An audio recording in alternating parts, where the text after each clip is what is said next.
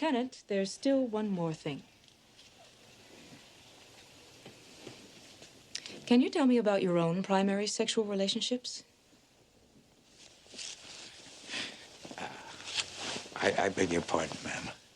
A policeman just asked me a very intimate question, and I gave a very intimate answer.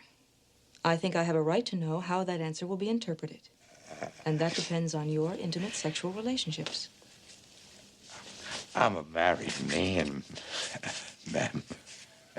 Everything all right at home? I think I'm going to be leaving now. Thank you very much. Don't let me drive you away, Lieutenant. Oh, no, ma'am. No, not with all the work that I have to do on this case. I'm going to be back. You can count on that.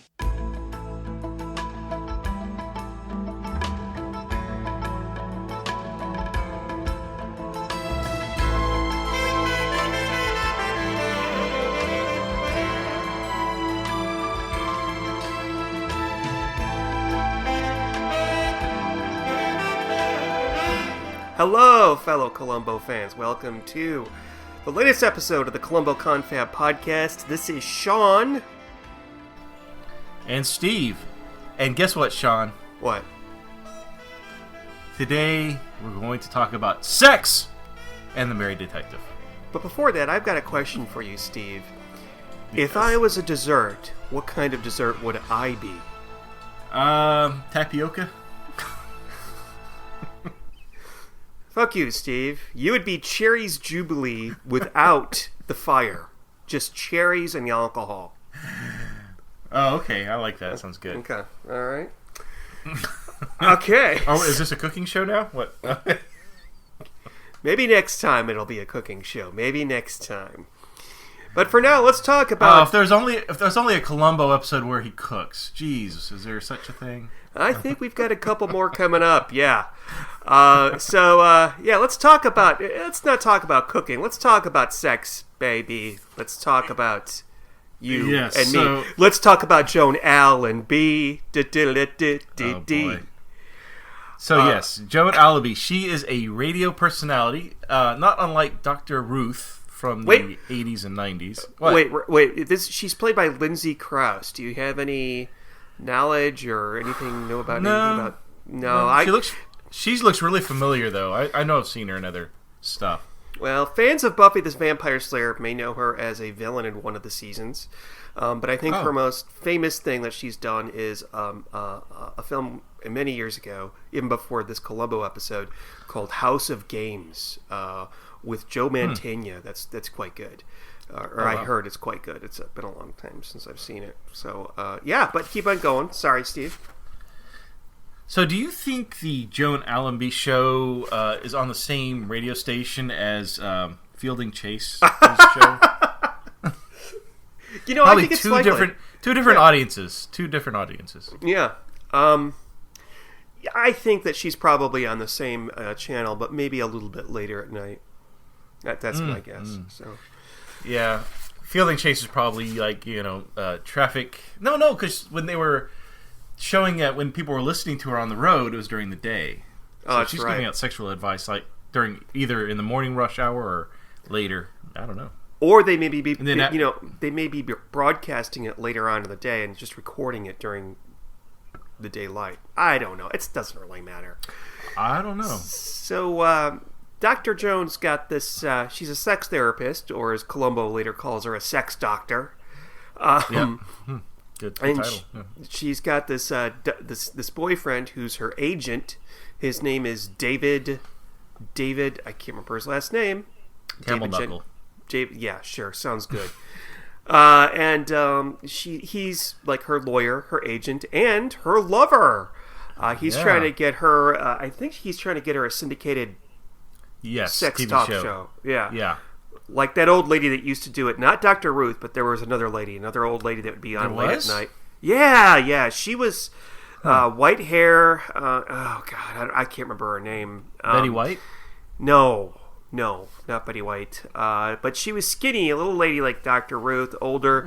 Would you watch a Betty White sex talk show? Absolutely, yes. Would you? Oh, God, yes, yeah. Yeah. Absolutely, yes. I see I have to keep you on topic this time, Steve. So why don't you explain what happens with this?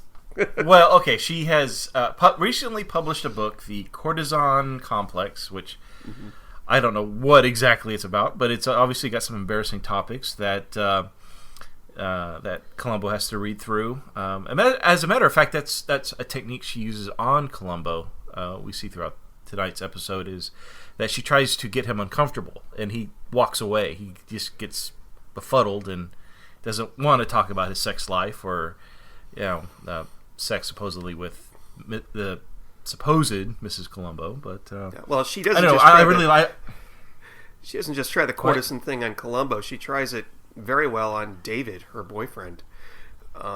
Oh, yeah. But I'm just talking about the topic of sex and stuff like that. Okay. It really embarrasses Columbo, and when he starts asking questions, she'll throw stuff like that out just to kind of get him to go away. I don't know if you noticed that at the beginning. Yes. So we also, like you mentioned earlier, her agent, her lover, David, and then we also have the slut, Cindy Galt, her secretary. She's a dirty slut. Let's put it that way. And there go our slut listeners. Mm-hmm. Yeah. But she knows this because she's going to go to Chicago for some business trip, and her Chicago flight is snowed in or it has fog or something. So they tell her it's going to leave tomorrow morning, and she says, "Well, okay, I'll don't put me in a hotel. I'll just go to the office at it's presumably like midnight or something like that. It's after hours." Right. And she goes to the office where they have what they call a therapy room. And okay. I'm so glad they explained this later, but at the beginning I'm thinking, what in the world is going on? I wish they would have explained that room earlier. Like, say, some little throwaway line like, "Oh, we need to clean up the therapy room because the last couple that used it really dirtied up the sheets," or something. I don't know. Yeah. Something where explain it, because I didn't understand why a room like that existed in a business office. So the therapy room is essentially a bedroom in an office that looks like a bordello. It's a very comfortable looking bed with red satin sheets. There's a fireplace in there. There's lots of like Tiffany lamps. Wait. There is no chimney or anything like that in that office building. So where did the fire? No. That's a great question. So she returns to the office. Instead of going home from the airport, she goes to the office. I don't know if her plan is to spend the night in the therapy bed, or because she goes to the office, she's going to go to like down a corridor, presumably to her own office, but instead she hears the sounds of lovemaking. So she goes down the other corridor to where the therapy room is, and she spies from the doorway or from the slats of the shuttered windows her boyfriend David in bed with Sally. No, Cindy. Cindy. Sorry, Cindy. Slutty Cindy, yeah. Not only are they at it, and they're doing it, and he's untying a red ribbon from her hair, but she says, "What kind of dessert am I?" And he says, "Something yummy, Belgian." A Bavarian chocolate cream pie or something like that. Yes. And then to make matters worse, she says, "What about your Dr. Joan?" And he fucking says, "Rice pudding." And she's there just crying her eyes out. Oh, so sad. It is actually. That burns. Oh my god. Well, can we go back a little to the beginning? Okay. Learn more about the staff at this sexual therapy office. Okay. So we find out that there's a couple of doctors that are there, and we find out later all of them have a thing for Joan. But Dr. Simon Ward, he wants Joan to read one of his papers and does not like the show because it's cheap and what did he say? Cheap and commercialized, something like that. So we have him. We also have a Dr. Walter Neff, who's a really weird one. He definitely likes Joan. He's jealous of David. He also should not be anybody's psychotherapist at all about anything. I agree. He's extremely insecure. He mentions later on he has agoraphobia, and he's in love with what is that? Fear of people or fear of crowds? A fear of open spaces, and he probably has social anxiety too. Mm-hmm. He's not somebody you would want working for you as a psychotherapist. No, probably not. And he's the kind of guy that took He's the kind of guy that took those kind of classes in college because he probably wanted to learn about how to cure himself. Yeah. But yeah, we also learned about Cindy, and it's funny, even from the early onset, you could tell there was something going on with Cindy. The way she would look at David, like just kind of catered to not to his desire, but to his requests. Yeah. The way she would look at him when David and Joan were kissing in the recording booth, how she kind of just lingered at them. You could tell there was something going on. Even her comment to Dr. Neff about how he's not interested in her, stuff like that. They don't drive it very. They don't drive this. They don't focus on Cindy very much as a character. But by the end of this, I don't like Cindy very much at all. Because she's a slut. Well, she also says something later on to Columbo that I found really disgusting. What? Well, she later on says to Columbo, "Oh, David was always making passes at me." It's like, shut up. You were having consensual sex with him. He wasn't making passes at you. Don't play the innocent pretty office girl stereotype. Give me a break. Oh, yeah. You knew exactly what you were doing with him. So, yeah, they're cheating on Joan. And so Joan goes to Chicago, and I'm assuming the next day David picks her up at the airport in his convertible. And did you notice? I don't know if you noticed on the drive from the airport. I think he's driving at like 10 miles an hour, because not only is every car passing him, there's a guy on a bike that is actually going faster. And not only that, the bicyclist stares into the camera. Yeah, you notice this? Like, was that? Did they just drive down L.A.? And the guy on the bicycle was just not even an extra. It was just somebody that happened to be on the camera. I don't know. He looks at them. He looks at the couple and he stares into the camera. This bicyclist as he passes them. I don't know if that was like a green shot screen. It didn't look like it. But their hair was being whipped back as though they were going 50 miles an hour. But all the other cars were going faster. I assume the car was being pulled. Usually when they do stuff like that, they'll have it on the bed of a truck or something like that. It makes it appear they're driving because it's a close shot of the driver, and you can't see. So the actors can concentrate on their art and driving. But yeah, so Joan seems to have forgiven David, at least as far as appearance. She's a good faker, by the way. Yeah. She seems really legitimately happy to see him. They closed the TV deal. But we find out later that she is starting to build her web around David. So she invites him to meet her at a cocktail bar at 9 called Buckets. Buckets, good name for a bar, by the way. Nice Buckets. Yeah. Yeah. In the meantime, she goes to the. Go ahead. I'm sorry. Well, no. They obviously hire really good bartenders because the bartender there makes the best Shirley Temples. Oh yeah. I found that funny. So he teaches a bartending school. The bartender. I know we're jumping around, but yeah.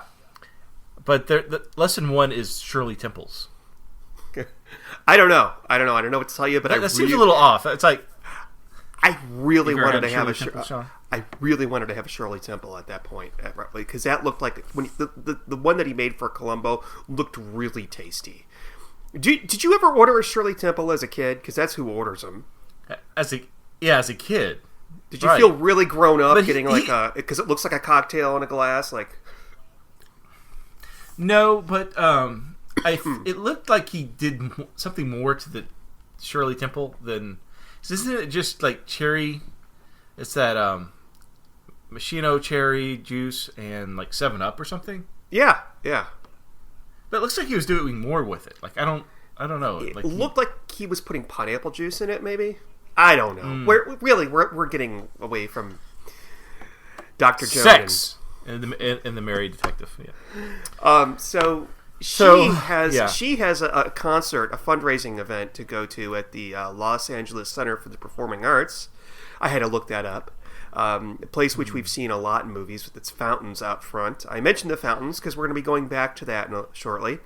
And she meets this lady there. Oh, help us fundraise, blah, blah, blah, Ruth. blah. And she goes and excuses herself and goes to use the ladies' room. And when no one is in there but her, she has a package hidden underneath the sink. Now, Yeah. Very Michael Corleone from The Godfather. yes. Now, were you like me, and did you immediately think, when the hell did she put this package underneath the sink? What I was thinking is, how did she get the hat and not get crushed in that tiny package?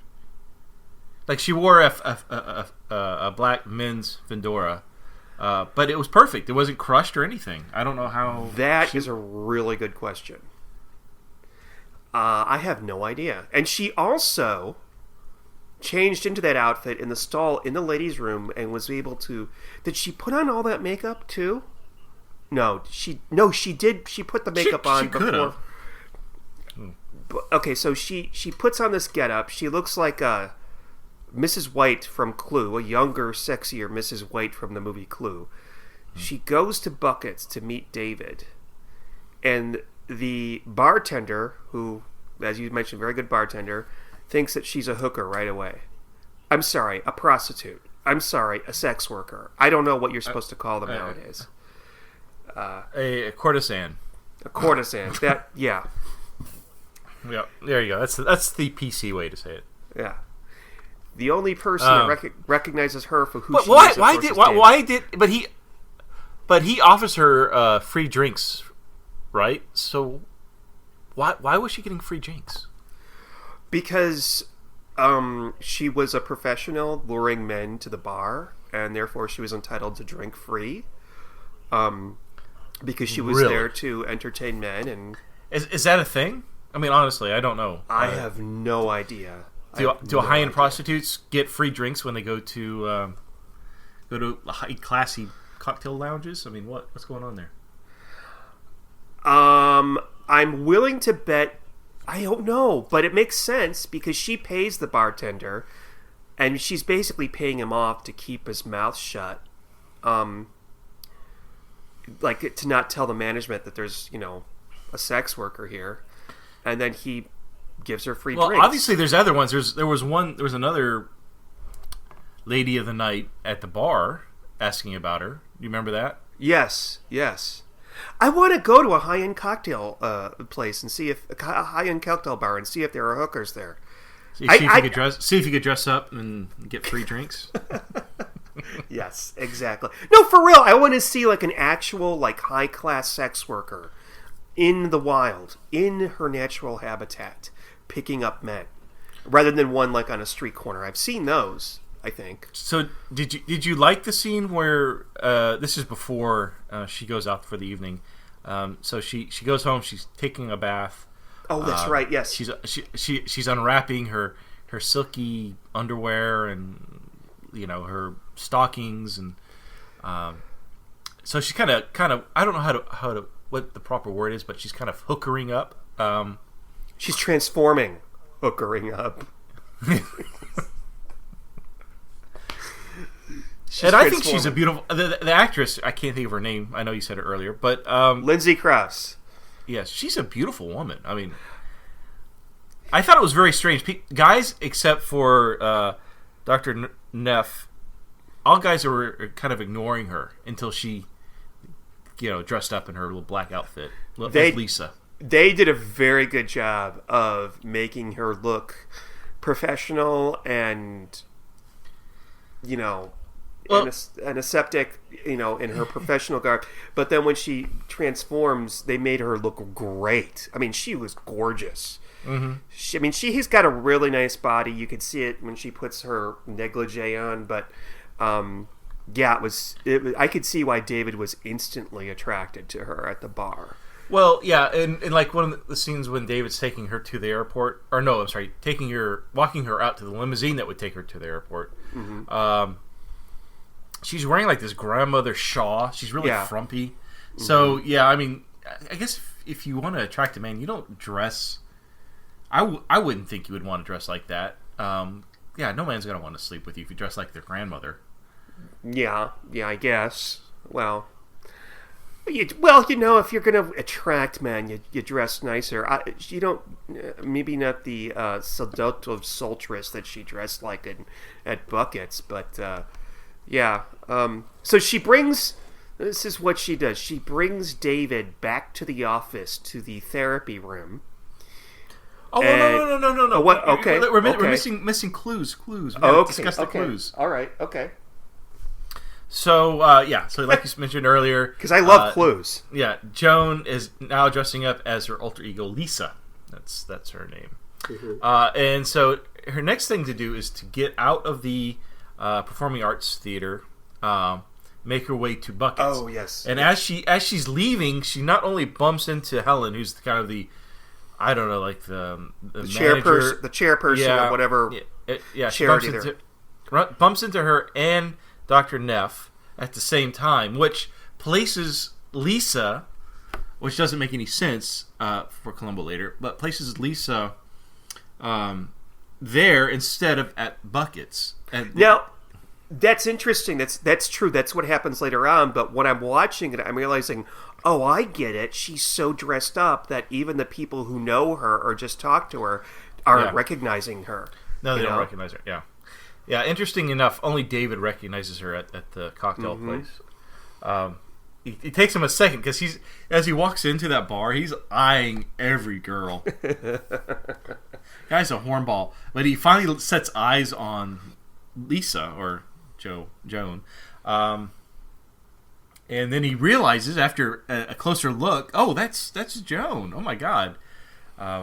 So he probably had like a kickstand going. He was probably so horned up.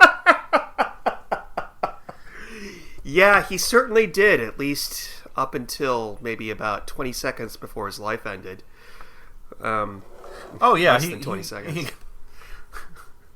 But yeah, that's when she reveals to David that she wants the role play, and so call me Lisa. What else does she do? So they go, like you said, they go back to the office, which they obviously use the therapy room. That therapy room is getting used left and right. That is so unprofessional. I hope they change the sheets. And when they get to the office building, they have to check in with the guard at the front. Ozzy. Yeah. Ozzy, who's studying for the bar exam.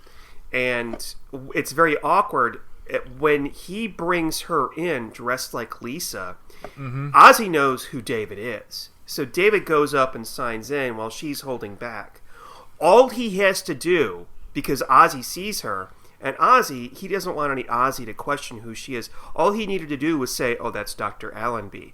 But he didn't, which I find interesting, because that's the first thing I would have done. Otherwise, I would have been afraid that Ozzy would think that, Right. Well, Ozzy obviously knows, because I thought one of the things that did not lead to a clue that Columbo hit on was that, he gets there slowly, but he should realize, that David and Cindy didn't check out for that evening at the office.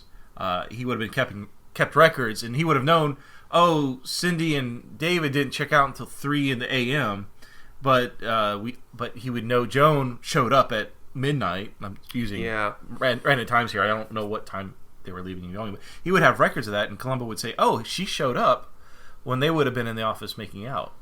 Yeah, you're absolutely right. But that was not a clue until later when that other doctor, Dr. Walter. No, not Walter. What's the other guy? Dr. Ward. Dr. Simon? Dr. Simon Warren. Brought up how he found the red ribbon. Dr. Howard, Dr. Lee, Dr. Hello. Oh, Dr. Wait. Do you think? Never mind. What? I was gonna say, do you think David used that to kind of tie her up? I don't know. What do you mean to tie her up? The ribbon. Oh, Jesus Christ. No, because it's too short and too flimsy. Jesus fucking Christ. Oh. Damn it. So, she brings him back. She shoots him.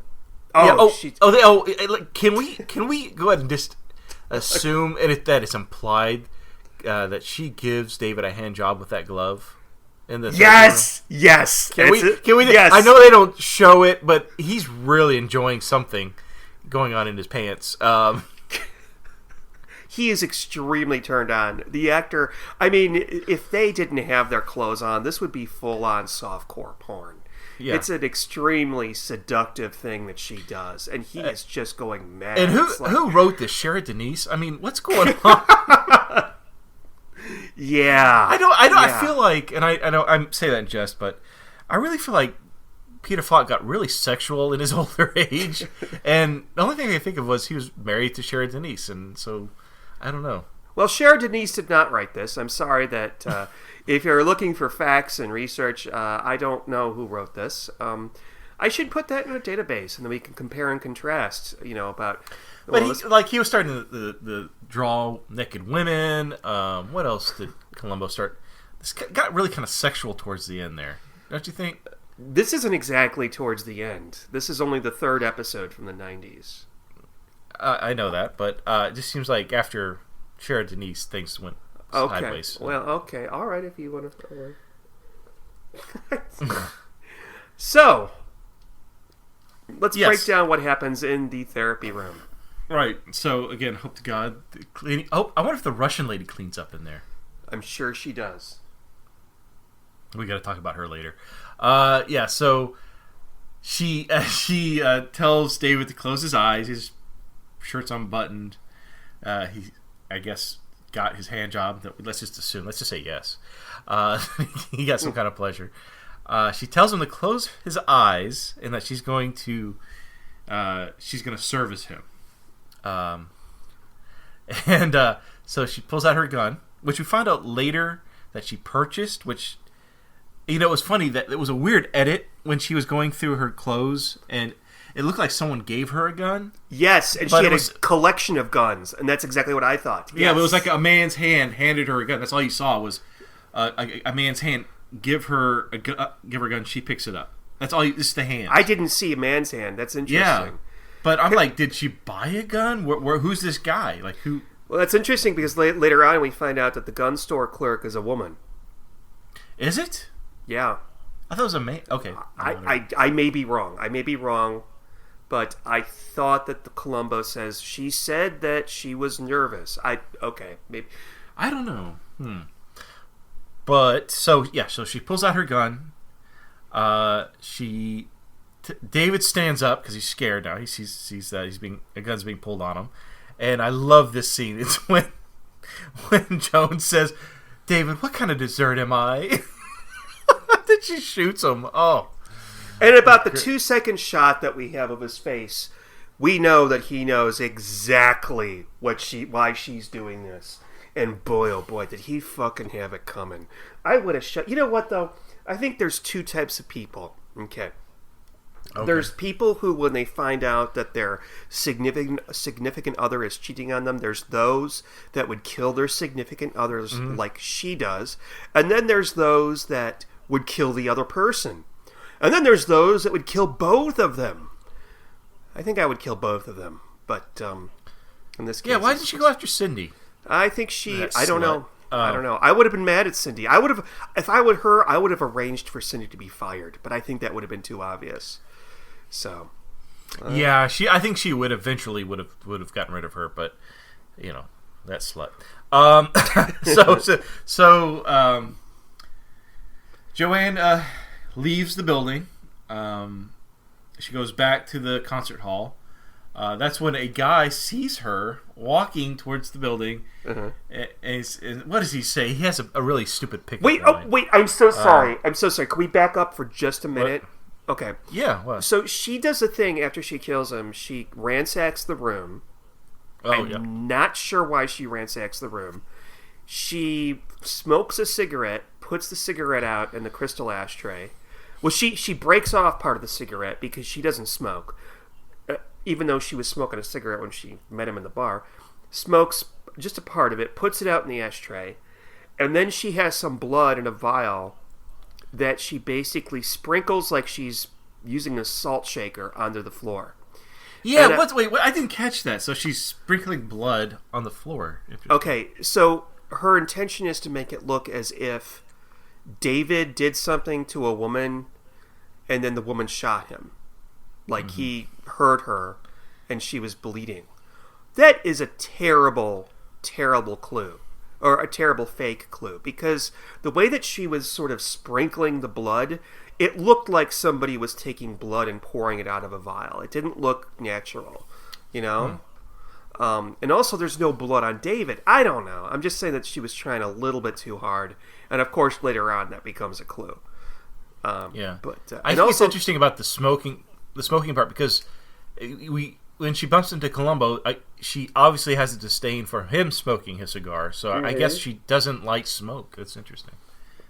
And they actually withheld a clue from us during the murder scene. And that's the fact that David's keys are not there. They're with the valet attendant at Buckets. So, yeah, why didn't they take his car? I guess they took a taxi? I don't know. Maybe it was within walking distance of the office. Oh, maybe. Yeah. So, but he wouldn't know about it. That's weird too. I mean, it seemed like it'd be like a place that he would normally go to. David, that is. Yeah, I think it was. I'm willing to bet that it was maybe a place right around the corner from the office. So maybe like everybody in the office had been there at one time or another. Like it was, let's catch some drinks after work. Let's go down to Buckets type of thing. Yeah. So they were able to walk there from the bar. Everything must have been within walking distance because the music hall would have been within walking distance too. That's true. Huh. But yeah, so anyway, so there's this guy. As she walks back to the concert hall, I forgot I just call him Stalker Guy in my notes. It's Mr. Lenz. It's Mr. Lenz. That's creepy ass fuck guy. So he opens the door for her and he goes, "Oh, I can't let you in." And she says, "Why?" What does he say? Something like, "Because I want to see you walk." What did he say? What was his pickup line? I want to spend the rest of my life watching you walk towards me, or something to that effect. Yeah. And then she says, "Okay," and goes inside and goes to the ladies' room to take off her clothes and turn back into Dr. Like all Allenby. normal guys, he followed her upstairs and he stopped. Thank God he didn't go in the women's room. He would have gotten kicked out. And so he waits there for Lisa, and of course, as we know, Lisa's not coming out because Joanne is changing back. And of course, he's not turned on by her as Joan. He's, I think that's totally funny. It's yeah. She walks right past him. Same woman, but just different wig. They make eye contact for about half a second, and then she keeps walking. And then Helen, the chairman of the Performing Arts Center, says, "Well, I think that was a complete success." And she says, "I would say it went off perfectly." Do you get it, Steve? She's talking about the murder she committed and the fundraiser at the same time. Perfect. Actually, I'm being facetious. It was pretty cool. And it was a pretty damn good murder, too. And he deserved it. And she did well, I think. I think this was about 30 minutes in. I mean, this was a long lead up to that final scene at the concert hall. But we finally see Columbo. They both get on an elevator together. And not that Columbo looks weird checking out her ass, it looks like, at the beginning. It's really just he notices a tag on her jacket. And I would think any woman who buys a new coat would remove the tag, but whatever. Mm-hmm. But yeah, but it's funny because he's in the elevator, he's got his coffee, he's got his cigar, he's happy. Columbo's doing what he loves. He's enjoying his stogie, and he notices the no smoking sign, which obviously Joanne is taking offense to his smoke, so he has to ruin both his coffee and his cigar. Yeah, he hasn't gotten the memo that you're not supposed to smoke in elevators yet. That's new to Columbo. And here it is, 1990 or 91. Actually, in the story, it's 1989, I think. But Yeah. So I don't know. He's very Oh, okay. He goes to the scene of the crime with her, and she's fairly level-headed for obvious reasons, but she's being very clinical about the murder, and she has to explain to him what that room is there and what it's for. And the way that he reacts is exactly the same way that I would react. Like, usually the way Columbo reacts to, like, modern things is like, oh, well, I don't feel comfortable talking about that. Like fax machines. Yeah, exactly. Hello. But, a bedroom in the middle of an office and people come in there and have sex? And the first thing that came out of his mouth was, well, you mean the people in the other room are watching? And that's exactly what I thought.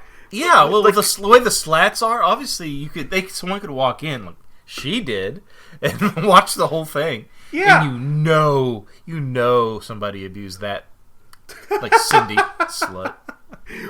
But I can't understand the logistics of that. Is it that they're having a therapy session and the doctor says to them, now, what I want you to do is I want you to go into the therapy room and do this and this and this and see if it works, and then come back out and tell me how it worked. And then you go in there and you use this complete... is this a thing? If this is a thing, please... couldn't do that, no. Yeah, that's just ridiculous. But I do wonder if it does exist and we just don't know about it, so... I don't know. All right. Yeah. Well, so now we go to the scene where Columbo goes back to the concert hall. I forgot why he goes. Oh, wait! Going back. He has a conversation with her about sex, and he mentioned that he's married, and she does that thing that you were talking about, where she tries to ask him about his sex with his wife. That's totally unprofessional. I cannot. I agree. I totally agree. Unless he's paying you, I wouldn't ask him about sex with his wife. There's a lot of people that find that very uncomfortable, me included. Yeah, yes. So then he goes to the Performing Arts Center because he wants to check up on her alibi. Yeah, like David was... No, I think David was supposed to have something to do with that concert hall as well. I just don't remember what.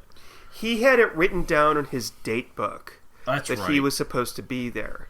And I think by the second time that he meets Joan, he knows that it's her, because one of the big clues is that David's car keys were nowhere in the room.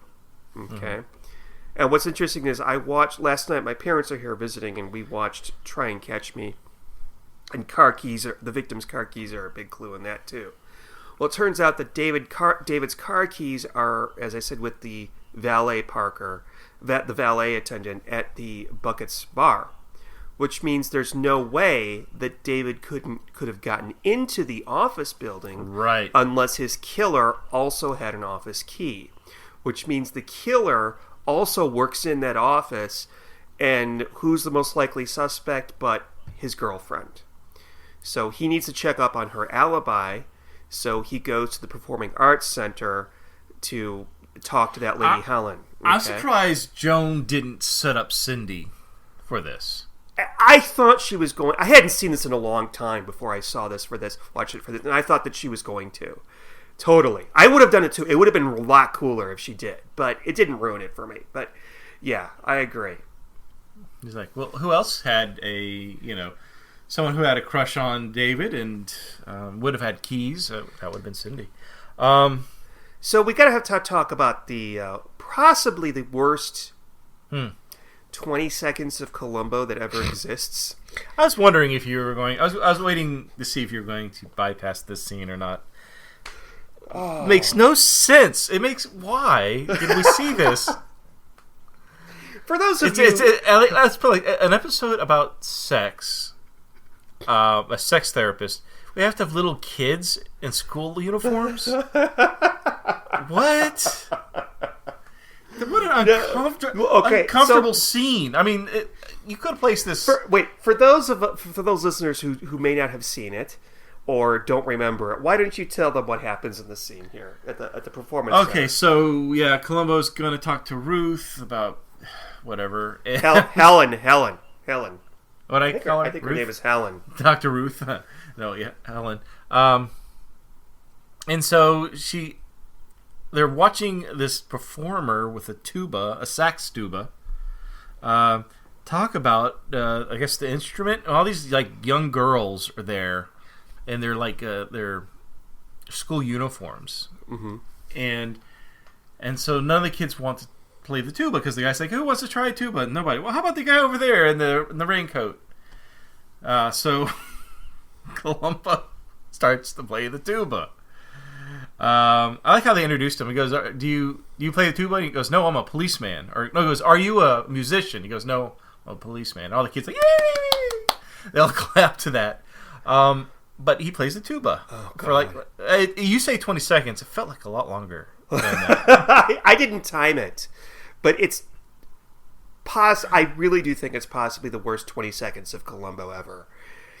Why? Because he plays. Yeah. He plays the tuba, and we're treated to a montage of the fountain in front of the Performing Arts Center. If that wasn't a sexual innuendo, oh my God. And there's something else. We cut to him playing the tuba, and in the background, you can hear the kids going, "Oh yeah, all right, Mr. Policeman, yeah." And it just sounded so for weird. shizzle.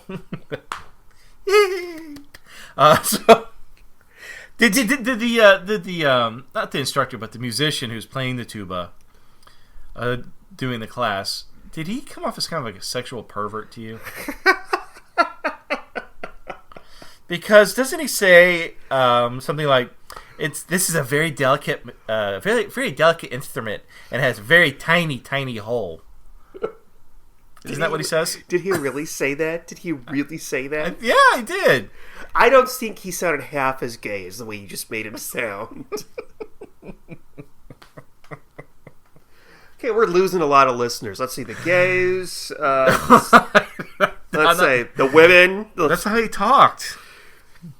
Gosh, Lee.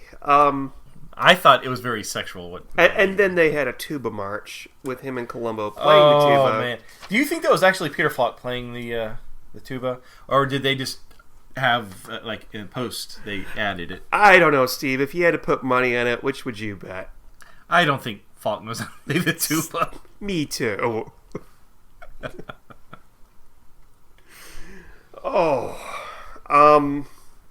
In fact, I think when you play the tuba, your cheeks puff out, but I may be wrong about that.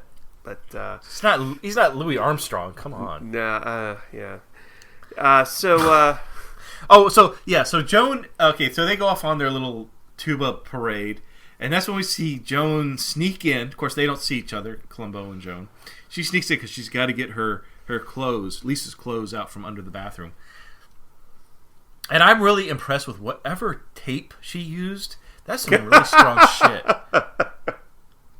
Don't you think? I mean, for it to last that long? I wonder if they had Gorilla Tape back then, because that's what it made me think of, Gorilla Tape. Did you feel nervous for her when she couldn't find the package at first? Mm-hmm. It reminded me of the scene in Make Me a Perfect Murder, when she's trying to get the gun off of the roof of the elevator, and she can't quite get it. And she's freaking out. Right. You remember that? Right. Yep. Mm-hmm. And she almost forgets where she puts it, and she thinks it's not there, and it takes her a couple seconds, but she eventually finds it, and she cries out in like relief, I guess, because she's so normally so calm and collected, but when she's searching for those clothes, man, oh man. And she puts it in a briefcase, a very nice briefcase, and then runs into Columbo on the way up the stairs as she's going down. And by the way, earlier, I was wondering how the hell she got in that place and stashed the clothes there to begin with. But in this scene, we see she has the run of the place because she's on the committee. And, and the fact that she has... Oh, she does have a reason for being there. She has got a list to give to Helen.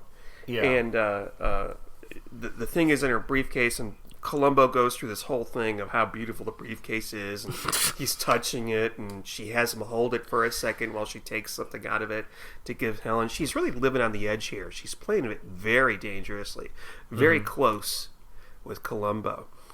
Yes. Well, yeah, and it turns out that I think one of the first things that leads Columbo in the direction of that Joe and his Lisa was that Helen, or they're talking about the Lady in Black, and that's Helen overhears them and says, "Oh, well, she was here last night. Yeah, she had the hat. Yeah, I recognize the description." And that confuses Columbo. Like, well, why would she be here? Instead of at the bar or doing whatever she's doing, turning tricks. Mm-hmm.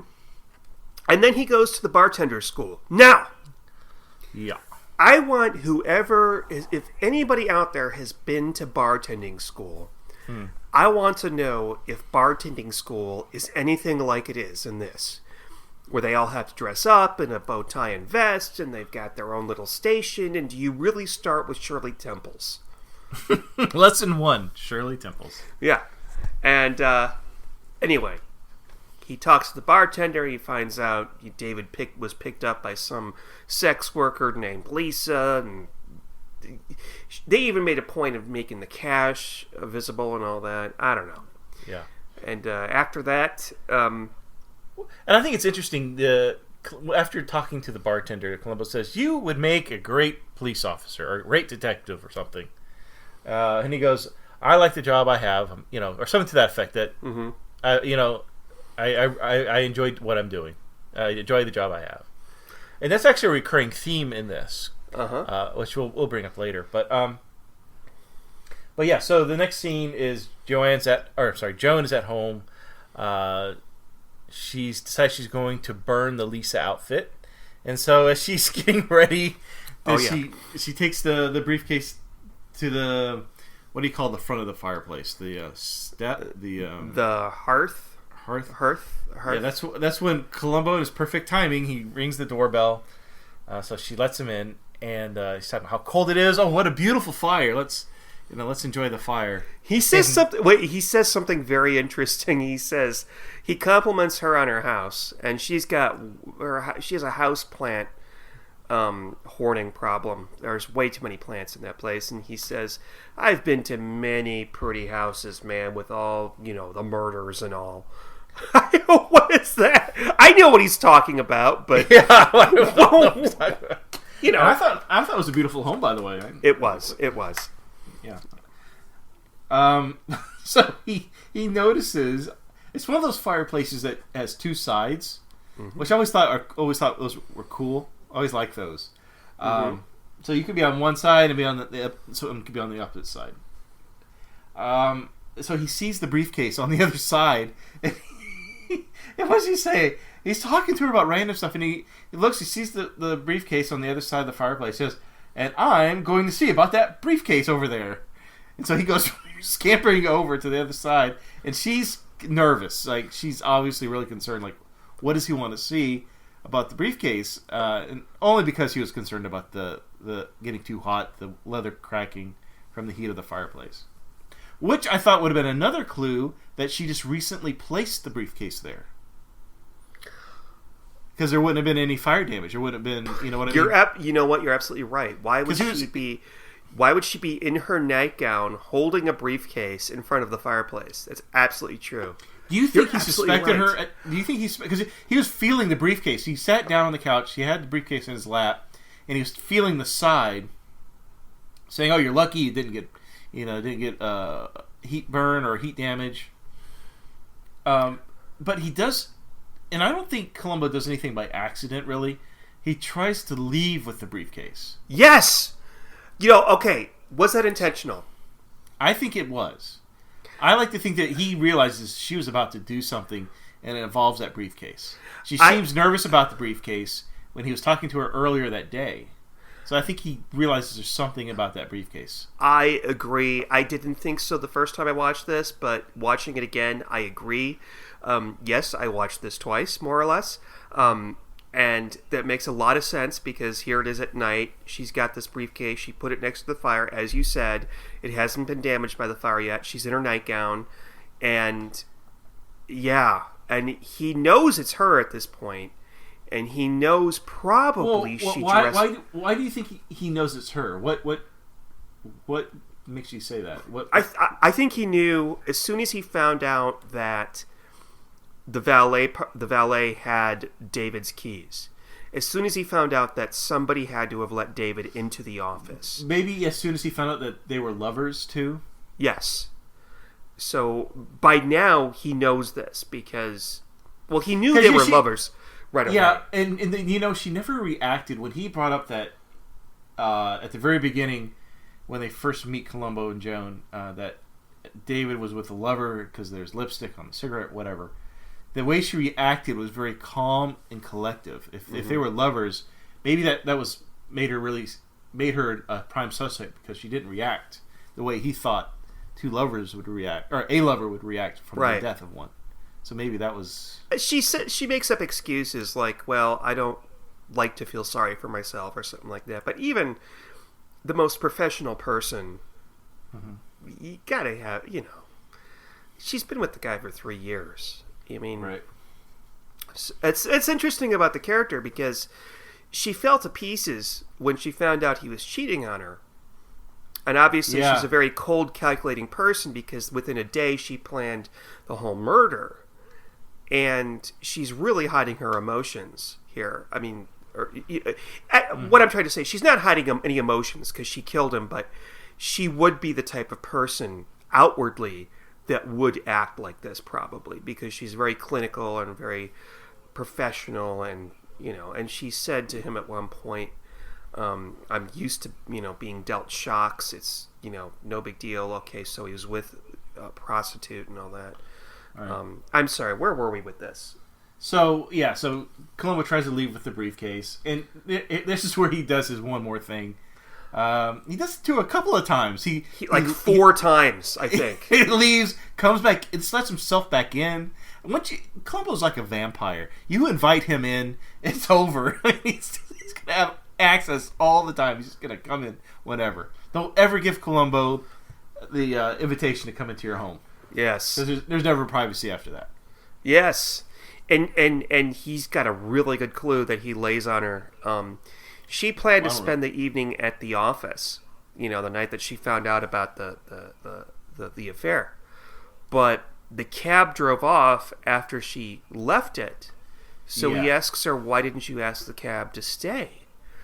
She says that she was just there at the office to pick up a paper that a colleague wrote for her.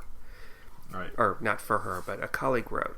But then she makes up, the cab drove off and didn't wait for me. And yeah, he's onto her for real, but he knows that she was up to something that night. So yeah, I think he figured out that the flight was delayed because that's one of the Columbo does check on your records, like flight records, hotel room. That's something he's always been really good at in this series. So I think he knew right off the bat that she got delayed, and so where was she going? Where was she going to stay? So he already knows that more than likely she walked in on something. Yeah. Let's see, what else? So the weird thing, this is where I think we see Joan as she's starting to lose it mentally. So after Columbo leaves, she goes to burn the Lisa outfit.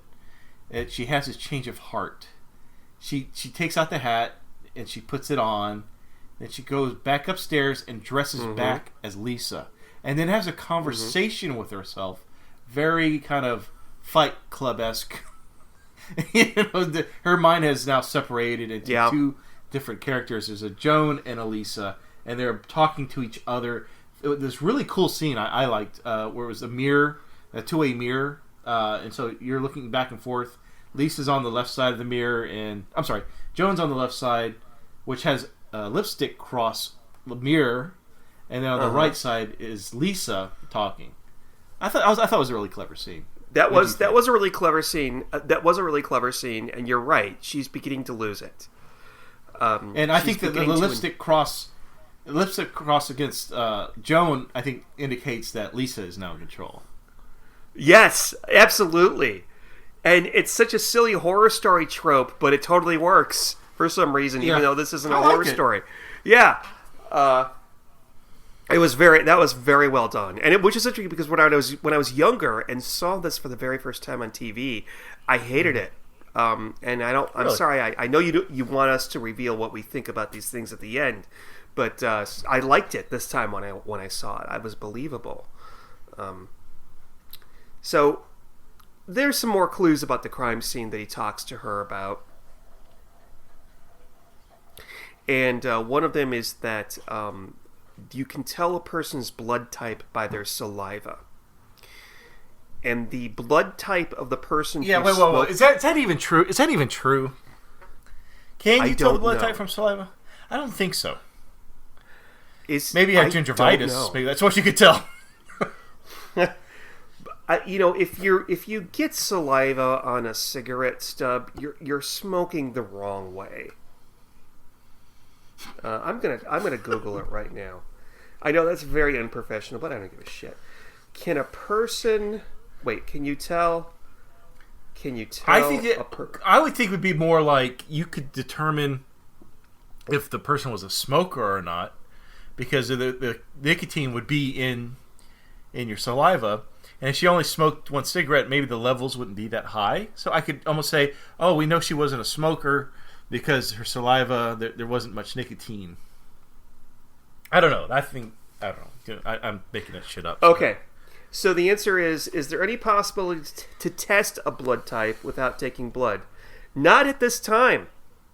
A certain percentage of people are what we call secretors and will secrete ABO antigens in body fluids such as saliva, sweat, and tears. It's possible to were you sneezing? I secreted there. No, I secreted there. Sorry.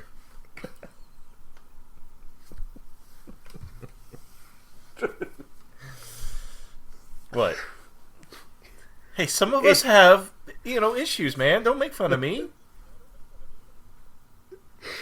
It's possible to find out a blood type from these, but it takes far more work and expense than just using blood. Yeah. Okay, so probably not. And yeah. Okay. So there are a couple of. Okay, I'm sorry. Go ahead. So, different blood type than the blood that she splashed in the floor, which is probably not even human blood. Did he mention that it wasn't human blood? No, I don't think he did. I don't remember him saying that. Okay. And a different blood type from the hair that was found at the scene of the crime. It's a wig. Would it be real hair? I guess it depends on the quality of the wig. Yeah, if she bought a good quality wig, so it's not like a black wig you buy at Spencer's for Halloween. Don't remember. Spencer's Gifts was a shop in the mall that would sell things like whoopee cushions, dog poo, like cheap ass costumes for 3 times what you would buy for in Walmart. Sexual games. Sexual games. Oh yeah, they had. It was very drug culture too. There'd be like a skull with kind of like a Bob Marley wig on it. It was just very drug culture, sexual, adult entertainment. Let's put it that way. I loved going there as a kid, but I was never. Yeah, they always had really interesting stuff. Yeah. Yeah, they nobody ever let me buy anything from there, but I like going in there. They're no longer with us, I don't think.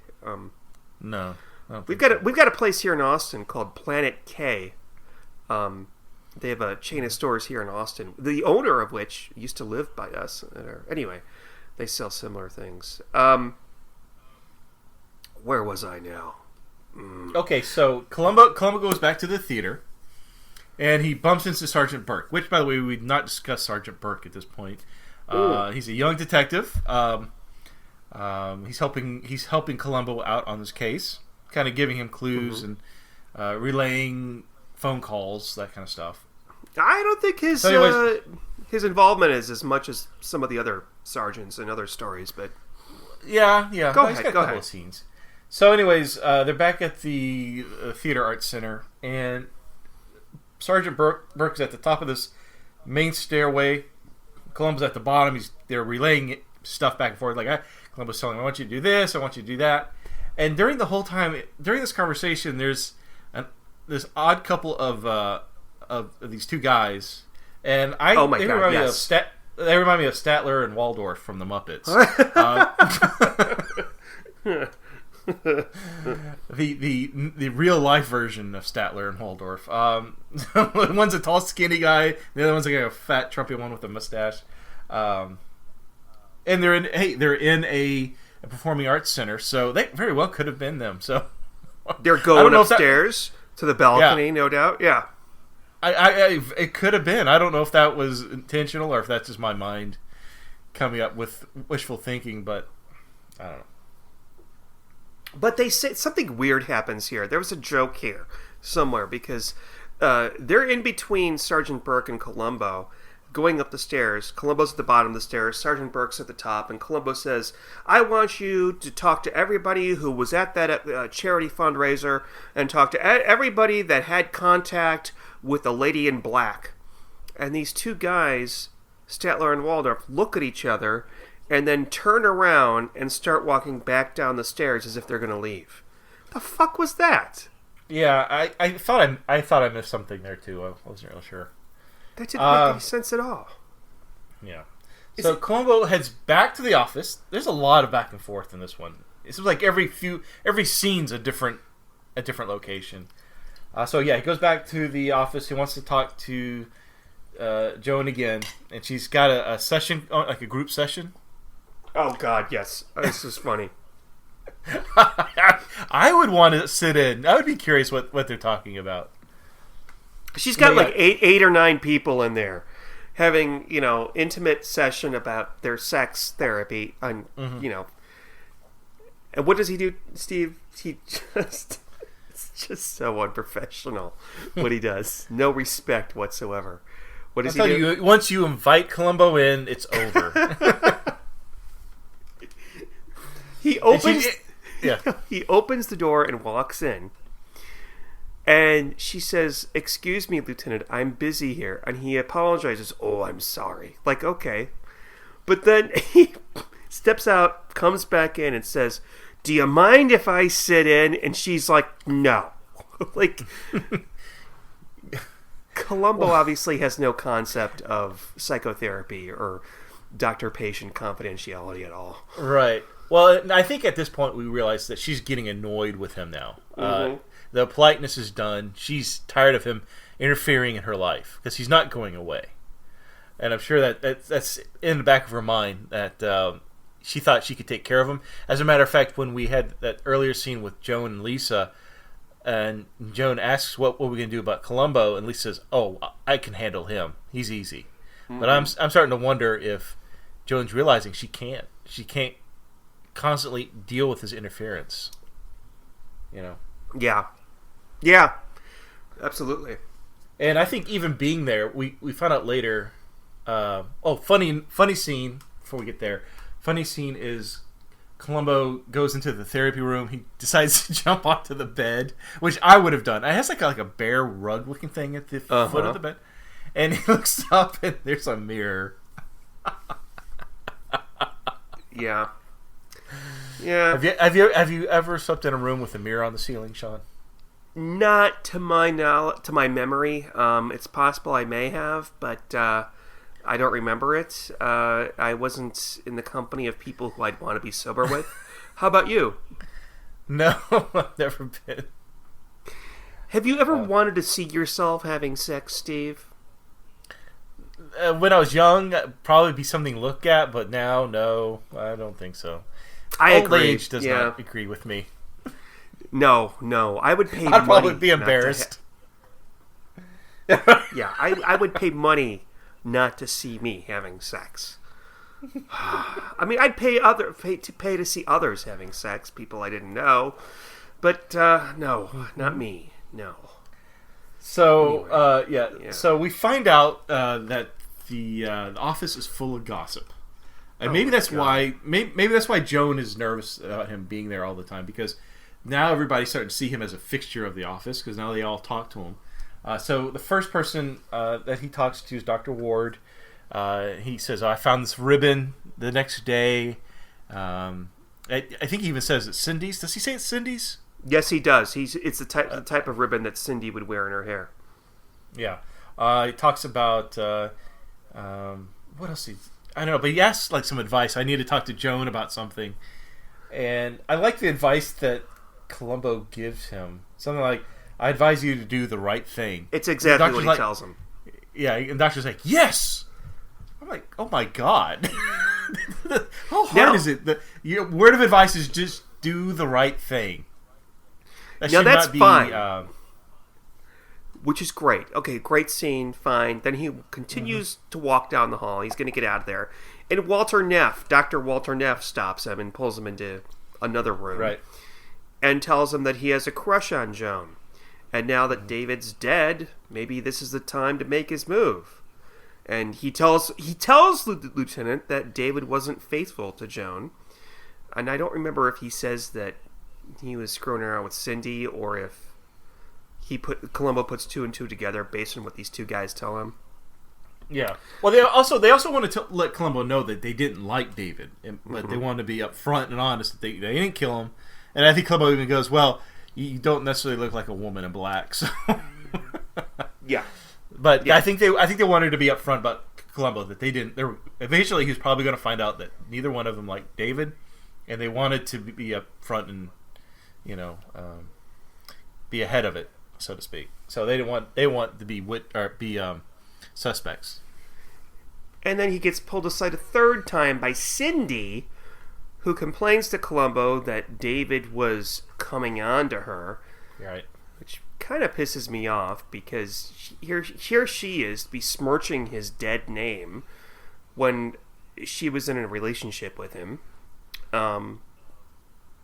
Makes him look like a pig. Yeah. But actually, he is a pig. He is a pig. He so is. I don't know. I don't know how to feel about He's this. a pig and she's a slut. Yeah. So I don't know what. So at this point, Columbo has his motive. He knows that David and Cindy have been sleeping around. He knows that it's extremely likely that the thing that Joan walked into that evening that she, when she was supposed to be in Chicago, was them fucking in the sex room. So let's talk about Dr. Neff for a second, or Walter. Okay. Oh God, Do you I can't think stand this guy. Okay, I think everybody can assume that they know that Joan's going to get caught. She gets incarcerated. Do you think Walter visited her for conjugal visits? You're not laughing. I don't think so, Steve. I bet you Walter visited her while she was in jail. Okay, that's interesting, Steve. Don't you think? I think the relationship blossoms after this. Okay, that's wonderful. We're gonna have to, yeah. In the Where Are They Now Columbo episode, we'll talk about that. Yeah, we'll talk about Where Are They Now. Dr. Joan was released from prison and continued a happy life with Dr. Walter Neff, and they had insecure children. Yeah. Are very smart, insecure children.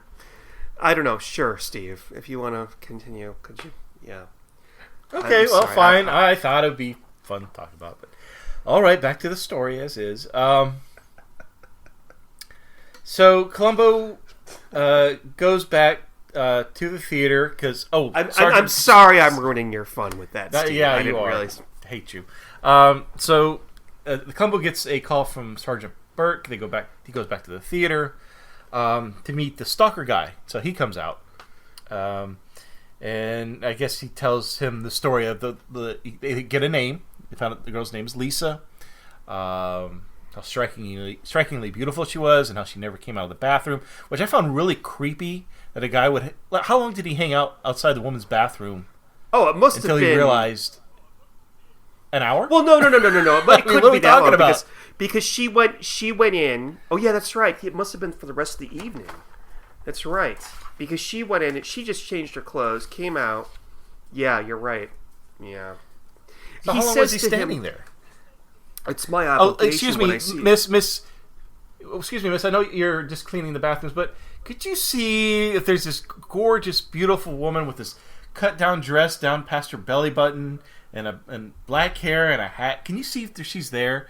What? Who would ask that? That guy's a hardcore stalker. Yeah, he's got some like toxic executive masculine.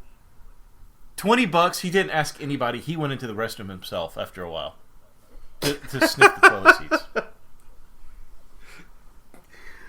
Well, in this scene, there's a silly scene where he's talking to Mr. Lenz outside the women's bathroom, and then he says, Columbo says to Helen, "Hey, I'm going to go in there and check something out. Do you mind guarding this while I go in the ladies' room?" She's like, "Intermission is going to start." But it's only be a minute, and so he goes in and he goes under the sink. You think he's going to find some tape or something, but he finds a piece of paper. What was that a clue? I don't know. I don't think it was a piece of paper. I think it was a piece of tape.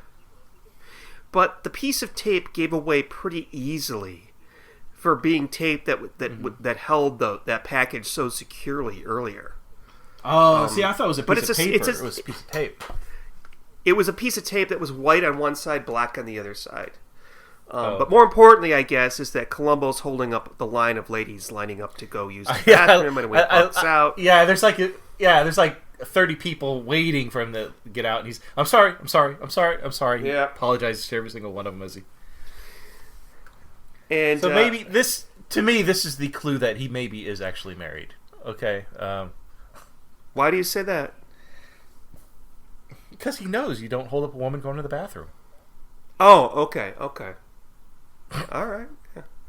No, they don't. Whenever you go into a gay bar, and usually the women's rooms are empty, and you're like, oh, there's a huge line. There's a huge line at the men's room. I'm just gonna go pee in the women's toilet really quick. If you go in there, God strike you down dead. If there's some lesbian that comes in there, hey, what are you doing in here? Get out of here! This is the women's bathroom. And there goes our lesbian listeners right there. Oh well. How could you? So let's get to the Benny Hill scene. Are you talking about the Russian cleaning lady? Yes, the Russian cleaning lady. So Columbo's looking for something in the trash back at the office, I should say. And this very robust-looking woman, Russian, she's cleaning the office, and he's trying to find. I don't know what he's looking for specifically, but he's going through all the trash, and she's getting mad at him. And she say something like she threw the trash out, and he gets trash. Columbo is losing it. Like, he's really upset. He's waving his arms. She's like blah blah blah. He's like niet, no, grande. But so it was very. If you put the Benny Hill music to it, it would have been really funny. Yeah, he's looking for the big trash receptacle where she dumped out everything, and the thing that he's looking for is the tag from the coat. Right, that's what he finds. Yeah. And he figures that's a clue. Why he thinks that's a clue, though, I don't know. That's what I don't understand. Yeah. Why is that? Why is he looking for that? Why is that a clue? Is it because that he knows that she must have bought that in Chicago, so he's going to track that down and maybe find out what else she bought there? I don't know. I think that's it. But okay. But so he finds this tag and he's so happy. He kisses the cleaning lady on the cheek, and that just made her year. I mean, she says a word. I googled it because I was curious what the hell she said. I thought it would have been something dirty, but it wasn't. I'm going to mispronounce it, but Svidanya. Svidanya, Svidaniya. But she goes, Svidanya, police boy.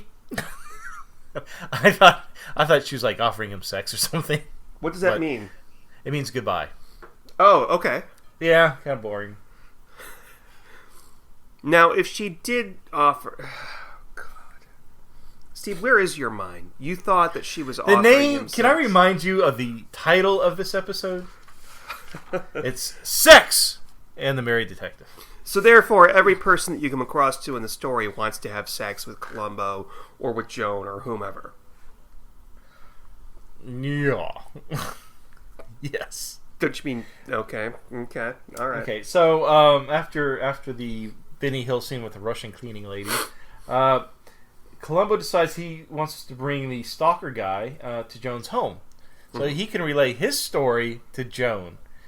And another funny line, Joan asks, Yes. stalker guy, can I make you something to drink? He goes, yes, I'd like a sparkling water. And she asks Columbo, what would you like to drink? He goes, nothing like that. I'll just take a seltzer. Yes, that was funny. Yes, I agree. And he has Mr. Lenz explain to Joan what's going on, how he saw the lady in black, yada, yada, yada. And Joan asks, did you have anything to drink? He goes, I didn't have a drop, but I did have champagne. what do you mean? No, when Joan asks the stalker guy, after hearing that story, says, were you drinking alcohol? And he goes, no, I didn't have a drop, I just had champagne. Oh, as if champagne doesn't make you drink or drunk at all. Right. When it does, by the way, it makes you really drunk, especially after you've had some other alcohol in you. But yeah. What happens next? Because I think we're winding down to the end here. We've really covered this in intimate detail. Yeah, we're doing great. Okay, so Lisa makes another appearance. So now she wants to throw... I don't know why she does this, quite honestly. I think she does it in desperation, but I think this is kind of her undoing. So Lisa goes out on the town. She buys people drinks. She plays some kind of game with tissue paper, and I'm not really sure what the fuck's going on there. But she's buying everybody drinks, and she tells the bartenders, here's some money. I want you to call this phone number and relay this message. Basically saying, I'm sorry, I'm leaving town or whatever. I don't know why she's doing this. I know, I can understand why she's dressed up as Lisa and going out and about the town, because it looks like she's having a ball and she feels sexy.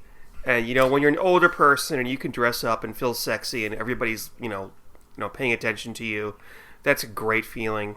Trust me. Do you think Lisa the personality is leaving? Like maybe Joan is banishing her back to Fantasyland, and so you're saying that maybe this might be like some sort of therapy for her? Maybe. That's a good point. I would. Maybe Lisa's never going to come back, because after that, that's when she burns the evidence. After this, I'm going to agree to that. I think that's really good. She wants to take Lisa out for one more spin, and then she's going to burn the clothes and put this whole thing behind her. Mm-hmm. So she does that, and then she gets a phone call from Columbo, saying that we found the lady in black. Can you meet it's in me your at files? Office? Yeah, we found her in your files. Yeah. And I don't really understand what happens next or why, but Columbo plays this game with her where she shows up at the office. There's a thunderstorm going on for eerie effect. And at one point, he has somebody dressed up like the lady in black come up to the office and just be in the hallway to frighten her. I totally don't understand the purpose of this. But he does have all the accessories that the lady in black was wearing on a dummy in the murder room. And that's when he explains to her, I saw that the tag on your coat when we first met. It's at such and such a department store in Chicago.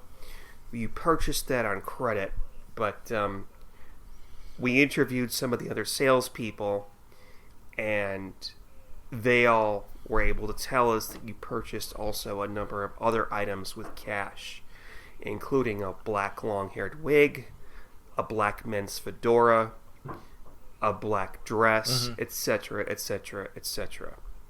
Okay? So the question is, where are all these things now, and why did you buy them? And Dr. Joan pretty much gives up the goat right then and there, and she and Columbo are sitting in front of the fire, and she says to him, Columbo, after all this, I did it because I was alone. I was sad. I was humiliated. I was faced with days of loneliness. And quite frankly, anybody else in my position would have felt the same thing. But nobody else, but few people would do what I did. That is, dress up as a fantasy lady and kill him. Mm-hmm.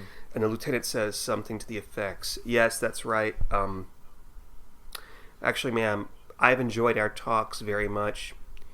And he doesn't say it in these words, but more or less he says, yes, and I don't blame you one bit, ma'am. And that's pretty much the end. Yeah, there's... I enjoy it when Columbo at the end, after catching the murderer, gets the confession, tells him, I don't appreciate what you did, but I not admire you, but something like he did that with Ennio Port in a Storm. What is another one? What with Ruth, Ruth Gordon, Try and Catch Me, with Abigail Mitchell, where he tells him, where he what's the word I'm looking for? He respects them. He respects them, but he doesn't respect what they did, but he respects them as a person. He did that with the William Shatner one, the 70s William Shatner one, the one where he played Ward Fowler. Mm-hmm. Where they both liked each other a great deal, and they were able to communicate as one-on-one, more or less, and not with the '90s one with William Shatner. They fucking hated each other, but with the '70s one with William Shatner. So there was, I don't know if this was before Traces of Murder. Was that before or after? Way before. This was only the third one. Okay, so because there's a scene. It's during the when she confesses, but he's talking about ashes and hair, and he goes, "Yeah, we had our lab guys vacuum the entire room," and I'm like, "That's right, you learned that from Patrick Kinsley from Trace of Murder. You always vacuum up to find your earring backing or whatever." So there you go. So, they showed a guy vacuuming Kinsley, the place when they, All right, who's gonna grade this one first? Do you want to go or do you want me to go? What do you decide? Whoa! It's a few other things I want to talk about. Okay. I'm sorry. So there when they're again the final scene, and Columbo says, "Yeah, that thing with the keys. This stuck to me." And she goes, "Well, it could have been the cleaning lady." And Columbo says, "I doubt that."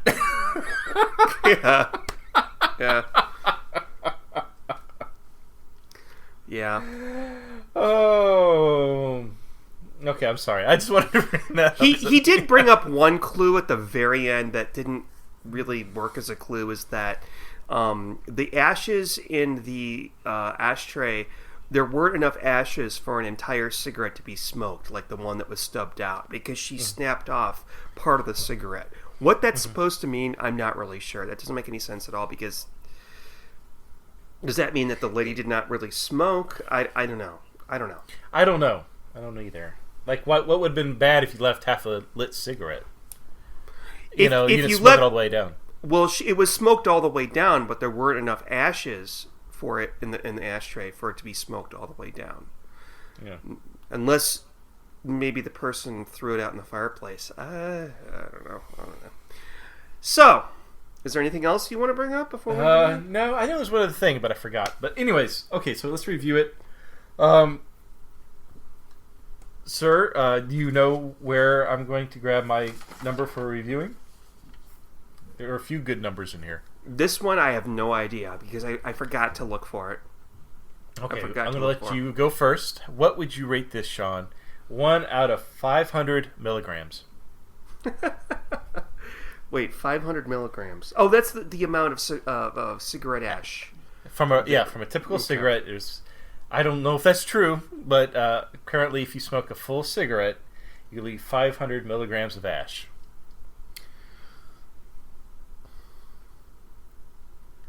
Well, I thought this was a pretty damn good episode. I liked her. I liked him, obviously.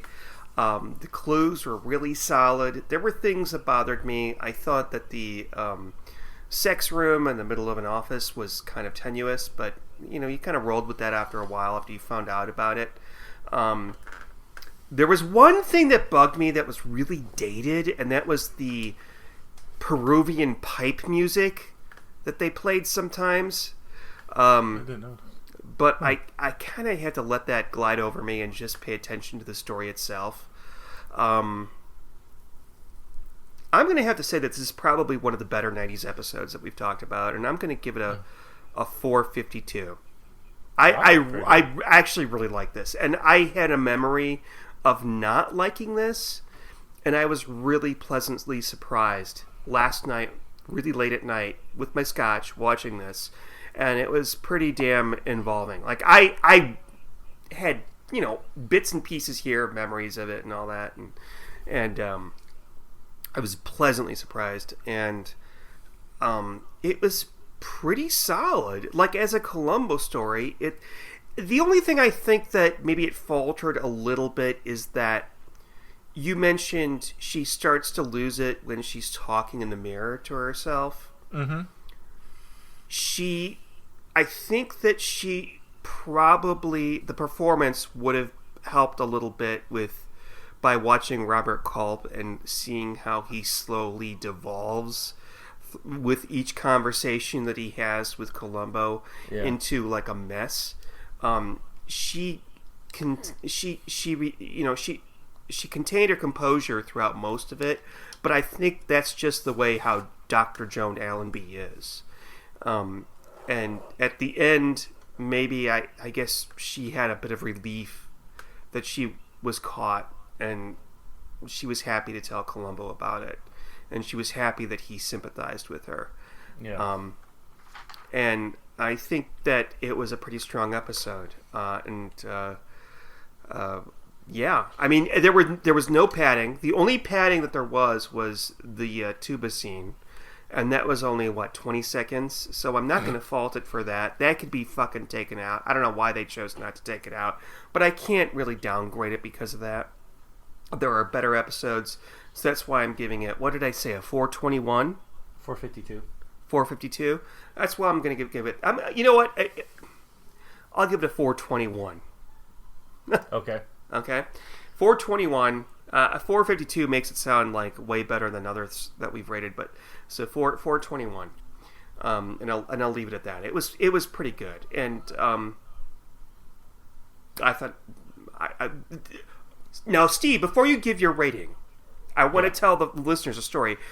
When we watched the episode Grand Deceptions, which is a fucking piece of shit, at least compared to this, that's the one with what's his name, Robert Foxworth playing the general, which we both hated. This was on the same disc, and you're like, well, what's this? Sex and the Merry Detective, and you decided you were going to watch it. Well, the evening that we recorded for Grand Deceptions, I had to go to a party or something, or a game night, and you decided that you were going to watch the Sex and the Merry Detective. So I get to my destination, I'm there with friends, and you're sending me texts left and right. Oh, this is a good one. Oh, I'm horny now. Oh, you were so drunk. And you told me afterwards, I don't remember anything about it. So what of this did you remember, and was it better than the first time you watched it? I don't remember any of it. Really?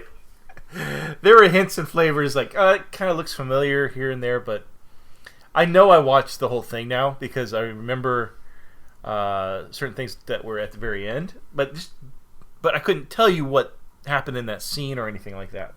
But anyways, so is it my turn? Now you called me out. Yes. Calling you drunk. Well, I'm calling you out because you're the one. Okay, sorry. Keep going. So out of 500 milligrams, I'm going to give this one 495. So this is my favorite 90s episode to date. Really? Wow. I really liked it. I thought it was fantastic. I had some minor issues, which I'm not going to deduct much off of because the story itself was really good. Like you mentioned, aforementioned, the tuba scene. what else I didn't like? So I thought she was a bit of a sloppy murderer. I thought she could have been easily found out. I didn't think it would take much detective work to pin her. I don't know. I maybe because I'm getting used to these episodes, but I don't know. I felt like there was many ways that she could have been found out quickly. I did not like the editing of this. We mentioned earlier about her getting the gun. There was another person in that scene. We just see their hand. We don't see a person. We just see quickly her grabbing a gun. Someone places a gun on a table and she picks it up. So that was weird. That didn't get explained later until we find that there was a gun dealer involved. That was explained at the final scene. So there were some weird edits. I didn't think that really relayed the story clearly in some bits. There was a couple of others, but I didn't write my notes. But I know there are. I did like the music of this episode. As a matter of fact, the music that was playing up when Joan comes back from the airport, goes to the office, and discovers David and Cindy making out. The music build-up was really great. And also just the filmography. I don't know. Her reaction shot to them sleeping together, them having sex, was very well done. Just her eyes through the shutters, crying. I'm sorry, I'm interrupting your. Keep going. Oh, no, it's fine. But the filmography I thought was really good. Like when she opened the door, you see it's a bright light that is on the what do you call those? The blinds, not blinds, the shutters. The slats in the shutters. Yeah, and you see her shadow moving in, almost like she's coming in from, I guess, a happy place to her where she mentally just, I guess, goes downhill. And they even kind of mirror that at the end when Columbo is talking to her in the final scene. He's on one side of the slats talking to her on the other. And speaking of that, it just occurred to me, in this episode, speaking of mirroring, there are a lot of mirrors. And it seems that the mirror represents kind of the inner person, the inner personality that's going on, because there are a lot of mirrors going on. There's a mirror above the bed. There's a two-way, or a mirror with two sides where she's speaking with Lisa and Joanne are able to communicate between each other. What else? When Joanne sees David and Cindy, she can't look at them directly, so she has to look at a mirror across the room to view them, because she can't look at them. So there's a lot of, I don't know what the representation of the mirror is, but it's definitely heavily used in this episode. Like I said, when Columbo looks in the mirror, he's more quirky and being funny. You know, he's waving at himself and smiling, while the other times there's seriousness, there's depression. So I almost wonder if the mirror is kind of like they say that the eye is the window to the soul, or something to that effect. I'm wondering if that's kind of how that was used here. What else? Speaking of eyes, there was a scene where Joan is dressing up as Lisa for the first time, and they show her eyes, and one is brown and one is blue. So is she putting in a contact, or like what? Why were they showing that? She was putting in contacts, I think. But who would notice that? That's exactly what I thought. It's for her more than it is for him, I think. I remember getting colored contacts at one point, and I loved them, but nobody else cared, so I took them out. And yeah, it's for her more than him. I mean, the person that you look at in the mirror, she loved that person that she was, and yeah. Yeah. Oh, she loved Lisa. Uh-huh. But anyways, so I really enjoyed it. I would definitely watch it again. I think it's probably the best, like I said earlier, best 90s. I think it's among the best. It's not my favorite, but it's really well put together.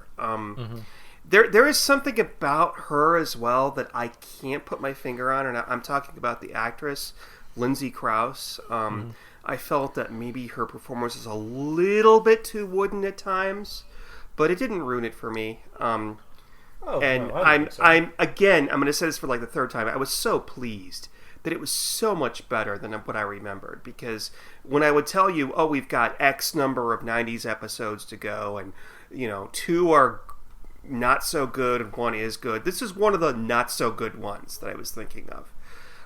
So yeah, I'm really glad that you liked it, and I'm so pleased that you liked the '90s episode finally. Yay! And yeah. Steve, we this was really good. Columbo was really,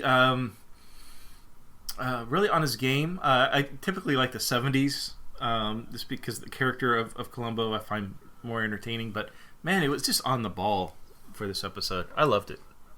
Yeah. Why they couldn't take out that 20 seconds at the tuba, I don't know, because that was weird. It was weird. It doesn't out of place. Yeah, it doesn't quite go to the level of like ruining it for all of us, but it's so stupid. After these messages, we'll be right back.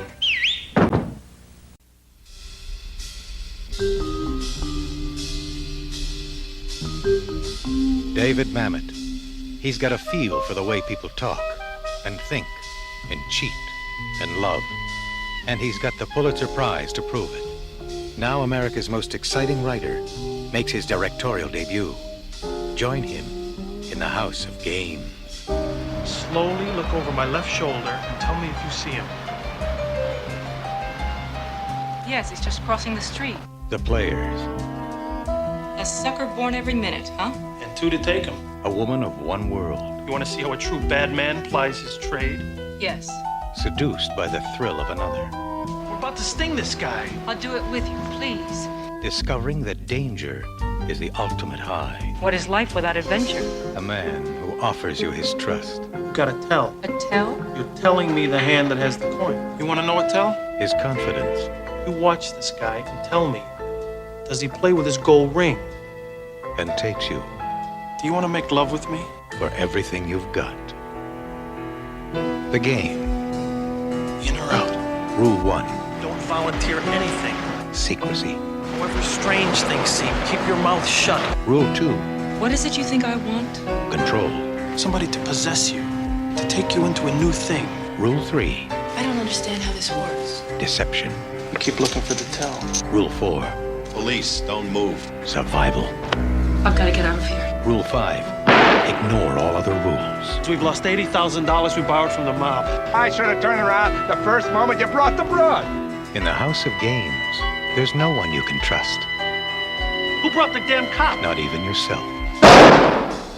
Lindsay Crouse, Joe Mantegna, in David Mamet's House of Games. All right, time for feedback, I guess. All right. All right, so we have an email from Amanda C. Amanda. And she says, thanks for the podcast. Hey, guys! It's your friend Amanda here. It's actually a friend of ours. Maybe we shouldn't be reading it because it's a friend. She says, I'm emailing you from work since I've been listening while grading. I've only seen a few Columbo episodes. My favorites are the Nimoy one and the one with the subliminal movie advertising. But I've been a long-time listener of your podcasts, as you know, and it's just fun to hear the banter. She was a guest on one of our TARDIS Tavern episodes. This is horribly nepotistic, or it smells of nepotism, I suppose, reading a friend's email. But what the fuck? You know, we have no other I think emails, nepotism so. is if you're related. No, if nepotism would be if it was like our cousin or. What if as it's far a as I know, friend? she's not related to either one of us. So No, we're not really. She's not related. What if it's a friend? Is it still nepotism? Fuck it. I don't know. I think nepotism is blood relation, but whatever. I get what you're saying. Doesn't matter. The listening audience can listen to 30 more seconds before we pick the next episode. She says, apparently I had to buy the DVDs for my spouse now since his letter got read on the air. The fan mail with the not-so-subtle hint about his Amazon wish list. Do you guys have a recommendation for what order to watch these things in? I know they're standalone episodes, so the answer doesn't necessarily have to be a linear by broadcast date. Thanks for the hours and hours of fun listening. Best Columbo podcast ever. Cheers, Amanda. I suggest like how we've been kind of doing this, jumping around, because the episodes really aren't related to each other. No. It's not a serialistic show. So you're not. I mean, it's always the same, really. I mean, there's you could watch something from the '90s and then jump to the '70s, and you would not be out of the loop on a running plot, you know. This is what I would suggest to Amanda. What Steve said, exactly the same, except we bounced from a '70s to a '90s and back again. I would just put all 69 in a spreadsheet, and then use a random number generator to pick 1 through 69 and go from there. And don't get discouraged if you hit one or two that are not that good or that you don't enjoy that much. And because if you enjoy this as a concept, you will be very, very happy by the time you're done with it. Because I think that the good outweighs the bad in this case. Do you agree? More or less, Steve? I think you do. Yeah, I do. Yeah. And another thing I would do when trying to figure out if I wanted to watch an episode for myself outside of this podcast, I would look at guest stars. Like she mentioned earlier, Leonard Nimoy. I really wanted to see that one. Dick Van Dyke, that was one of my favorites. If you're looking for like a popular actor from the 70s or whatever, I would really recommend you kind of highlight certain ones. Like, who else? Actually, Jack Cassidy. Like, if you watch all 3 Cassidy episodes. Oh, yeah, definitely. Or every Jack Cassidy episode is perfect. I love every one of his. Or if you watch every Robert Culp episode or every of course, yeah.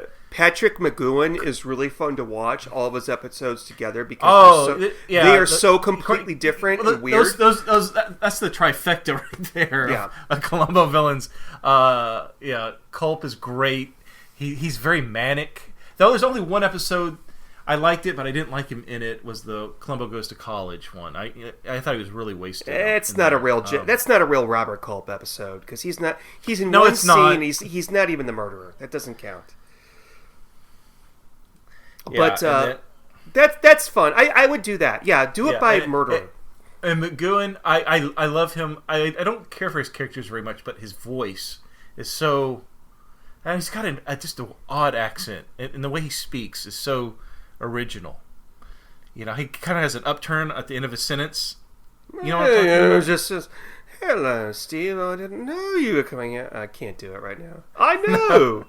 I know. No. The way he talks is so different, and it's when he does talk, you listen. You want to hear what he's going to say.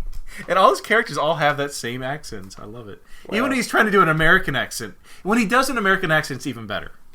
But he is American. He is? Yes! I did not know that. I know that I thought he was British. Wait, I have to look it up. Maybe he is British. I think he is. He is... fuck! Oh, wait. Okay. He was born in America... And but he's Irish. Irish actor Patrick McGowan rose to become the #1 British TV star in the 50s and 60s with The Prisoner. Right. His parents moved to Ireland when he was very young. So though he was born in America, he was raised in Ireland. So I know he technically is American, but okay, not the voice. Sorry, you're right. I concede. Okay. He's my favorite, by the way. We there's still 2 episodes that we haven't touched of his, and when you say that you don't like the characters that he's playing, just wait. No. I mean, I don't mean it like I hate them. I'm saying, it's not what I meant. He's a fascinating actor. Yeah, and he does a really good job. And there are others like George Hamilton or William Shatner. You can yes. Those are 2 that have been.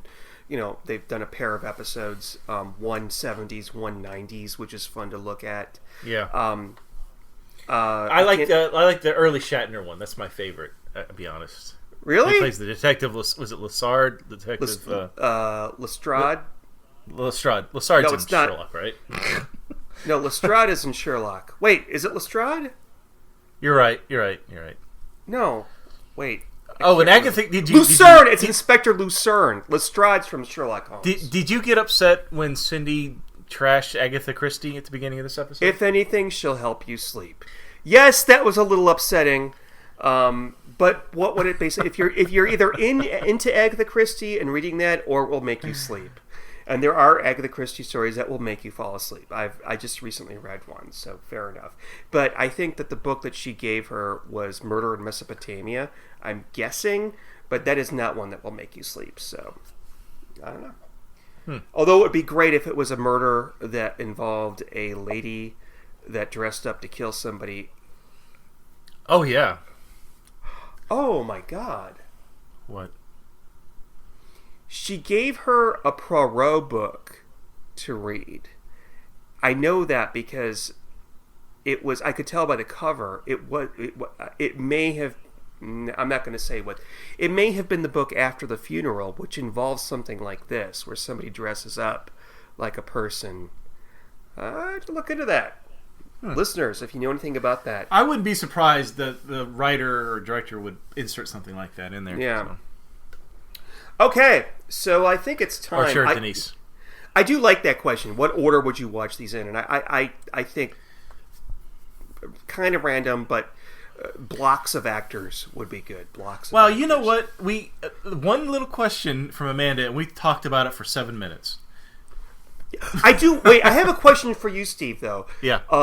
So far, when we were watching these '90s episodes, you said your favorite one was "It's All in the Game" with Faye Dunaway. Do you like this one more than It's All in the Game? Remind me that one again. What's the plot of that one? That's with the one with Faye Dunaway and her daughter, but you don't know it's her daughter. You think it's her lesbian lover, and they kill off the lover. Yeah. And then at the end, she kind of has a thing for Columbo, or she pretends that she has a thing for Columbo, and he pretends that he has a thing for her to let her off her guard. And you love I like this one better. I like this one better. Thank you. Yes, yeah. This one is way. I did not like that was a good one, but no, I couldn't remember it that well until you reminded me. But yeah, no, this was really good. I definitely recommend it. Yeah, interestingly, they're both female murderers, but I don't want to read too much into that. So, okay, so Steve, time to pick. Next week we're going back to the 70s. Steve, are you ready? We've got I'm ready. 24 possibilities. Go ahead and spin the swinging wheel of the 70s. All right.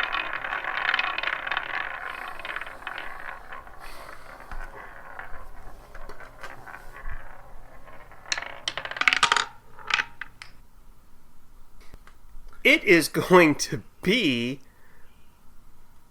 Mind Over Mayhem, starring Jose Ferrer as a murderous scientist who kills to cover up his son's plagiarism, also starring Jessica Walters and Robbie the Robot. That's why we're going to watch it.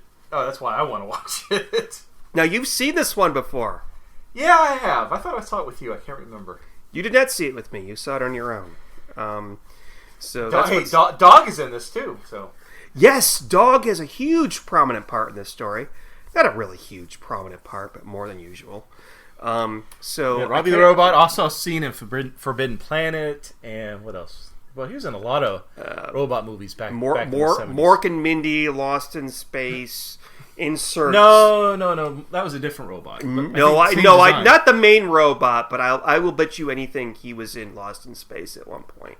He was probably even in the Monsters. He was the Paul Lynde of robots. So he was like, I always thought he was a better. Well, we'll discuss it next time. Yeah. We'll save it. Oh, I think we're going to have a lot to say about that episode. Oh yes, it's definitely a very kooky episode. Yeah, put it nicely. I just can't get used to these transmissions, Steve. All right. So good night, everybody. Steve, is there any closing words that you have to say to everybody? Yes. So I wanted to say until next time. This is Steve suggesting that a rich sexual fantasy life is as important to good sex as choosing the right lover. Good night. Good night.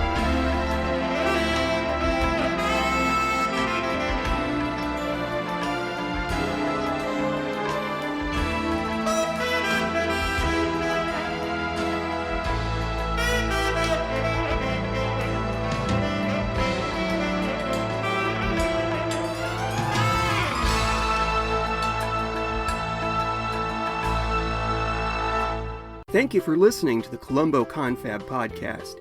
To email us with a comment or question, write to columboconfab@gmail.com. Follow us on Twitter @columboconfab, and look for us on Facebook. If you're enjoying the show, please leave us some happy reviews on iTunes. I love clues. Hello, I'm Sean, and I'm the host of the 1001 Movies podcast, based on the book 1001 Movies You Must See Before You Die. Each episode, I randomly pick a film from the book and spend about 10 minutes talking about its director, the cast, the genre, and my personal thoughts on the merits of the film. Each delicious yet bite-sized episode contains information about a film from practically any genre, any country, or any year. Check us out on iTunes and we'll send you free cookies. Some restrictions apply.